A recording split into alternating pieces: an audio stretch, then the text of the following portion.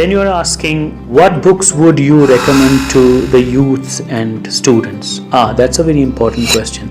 I think for students, and when you are a beginner, you should read the following books that I am, giving a list of. For example, you should read short stories of Leo Tolstoy. You should read a book called Things Fall Apart by Chinua Achebe. You should definitely read a book called Sophie's World by Jostein Gaarder. He is a Norwegian writer.